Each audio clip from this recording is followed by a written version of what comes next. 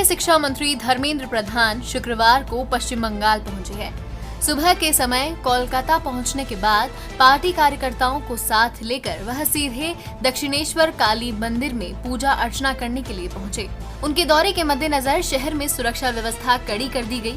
दक्षिणेश्वर मंदिर के आसपास भारी वाहनों की आवाजाही पर रोक लगा दी गई थी और अतिरिक्त संख्या में पुलिस कर्मियों की तैनाती भी की गई थी।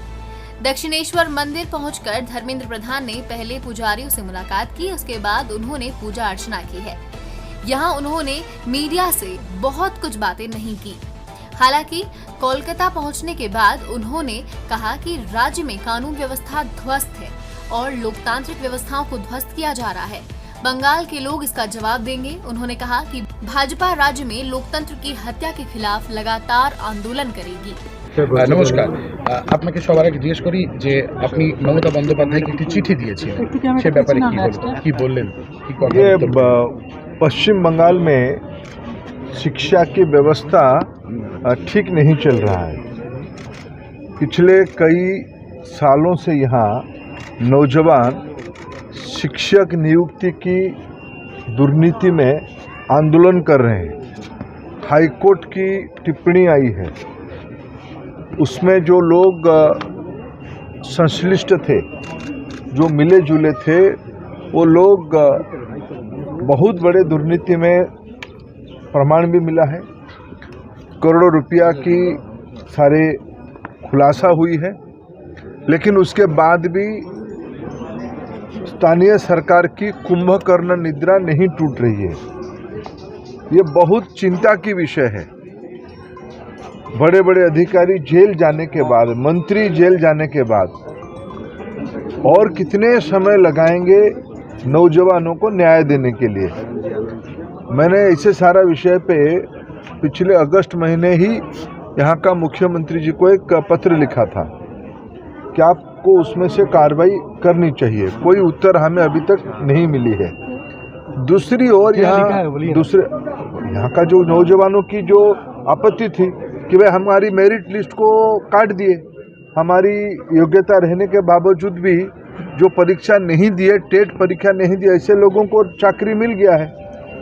उसके अलावा यहाँ जो भारत सरकार पैसा देती है समग्र शिक्षा अभियान में, ड्रेस के लिए देती है, किताब के लिए पैसा देती है, आधुनिक मटेरियल के लिए पैसा देती है, तनख्वाह के लिए पैसा देती है, उसमें भी भारी गड़बड़ी है। पिछले बार हमें ध्यान में आया, यहाँ जो स्कूल ड्रेस बच्चों को सीधा मिलनी चाहिए, उसको एक थोक में कोई व्यावसायिक लोगों के हाथ में सौंप दिया गया है।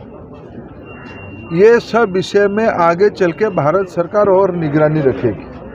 पिछले बार मैं आया था, प्रदेश में अच्छे शिक्षा देने के लिए नवोदय विद्यालय की जमीन यहाँ विशेष करके 24 परगना में 2006-7 से अनुमति प्राप्त एक स्कूल की न अस्थायी घर न जमीन राज्य सरकार उपलब्ध करवा रही है। 50 करोड़ रुपया से स्कूल बनेगी। हर एक साल उसी जिले की गरीब विद्यार्थियों को गुणात्मक शिक्षा दिया जाएगा। ये नहीं चाहती है यहाँ का सरकार उसमें सहयोगी बने। इसके बारे में कोई कंप्लेंट मिला आपके पास? नहीं, मैं तो पिछले बार जिला के रिव्यू में उसको जिला के अधिकारियों से उसको समझाता, नवोदय विद्यालय के अधिकारियों से उसको समझा। उसके ऊपर मैंने चिट्ठी भी लिखा है। मेरा अपेक्षा है जो बंगाल एक दिन शिक्षा की मूल केंद्र होता था, उस बंगाल में शिक्षा को इस प्रकार की अनदेखा करना, नई पीढ़ी को अंधेरे में रखना, ये उचित नहीं है। यहाँ का सरकार उसमें ध्यान दे, कुंभकर्ण निद्रा उसका टूटेगी, ये मेरा उम्मीद है। तो मिले जुले हैं, अरे सारे लोग वाइस चांसलर हैं, उनकी शिक्षक की महिला मित्र लोग जो उनकी है वो लोग शामिल हैं, कई लोगों की नाम है, मंत्री तो खुद शामिल है। आपका पूरा तरफ में भ्रष्टाचार छाए हुए हैं, इसके बारे में क्या बोलेंगे? देखो, गणतंत्र में जन जागृति हमारी दायित्व है।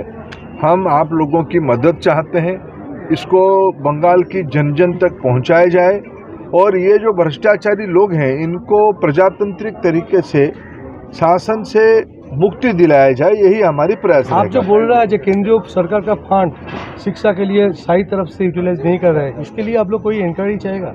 देखो, मैं तो धीरे धीरे आगे क्या क्या होता है और प्रमाण हम लोग इकट्ठा कर रहे हैं।